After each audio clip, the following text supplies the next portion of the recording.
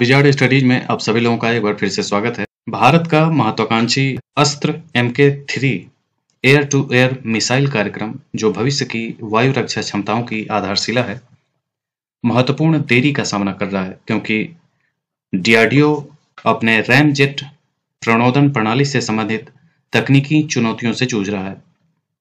DRDO के एक अधिकारी ने पुष्टि की है कि मिसाइल के बूस्टर का सफलतापूर्वक परीक्षण किया गया है, लेकिन कार्यक्रम की समग्र प्रगति शुरुआती उम्मीदों से पीछे है। अस्त्र MK3, जिसे सॉलिड फ्यूल डक्टेड रैमजेट के रूप में जाना जाता है, यह अगली पीढ़ी की दृश्य सीमा से परे हवा से हवा में मार करने वाली मिसाइल है, जिसे सॉलिड फ्यूल रैमजेट तकनीकी का लाभ उठाने के लिए डिजाइन किया गया है।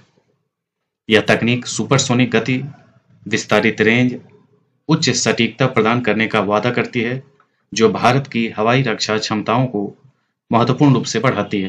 हालांकि इस क्षमता को साकार करना शुरू में अनुमान से अधिक कठिन कार्य साबित हो रहा है।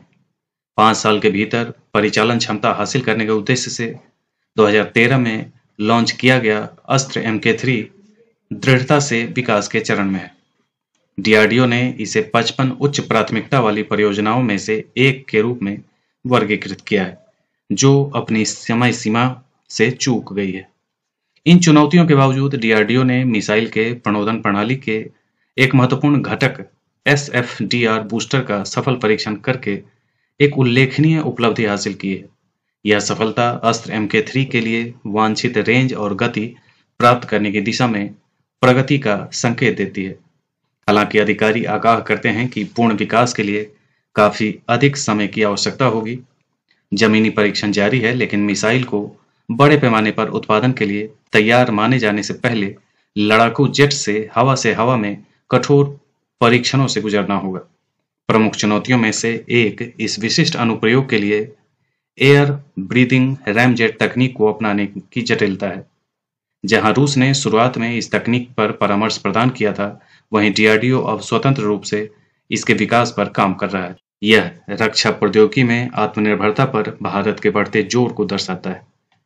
तकनीकी असफलताओं और देरी के बावजूद DRDO के अधिकारी अस्त्र MK3 कार्यक्रम के भविष्य को लेकर आशावादी बने हुए हैं।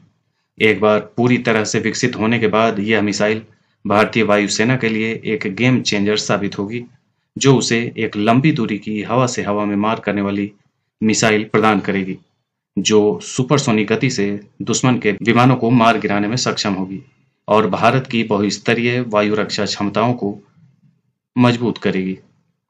अस्त्र MK3 उन्नत मिसाइल प्रणालियों से लैस दुश्मनों का मुकाबला करने में महत्वपूर्ण भूमिका निभाने के लिए तैयार है। अधिकारियों का अनुमान है कि निरंतर विकास और सफल हवा से हवा परीक्षण के साथ अस्त्र MK3 अगले 4 से 5 वर्ष के भीतर उत्पादन में प्रवेश करने के लिए तैयार हो सकता है। तो ये था DRDO का अस्त्र MK3 को लेकर अपडेट। इसी ढंग के अन्य अपडेट के साथ हम फिर मिलेंगे। आज के लिए इतना ही। धन्यवाद।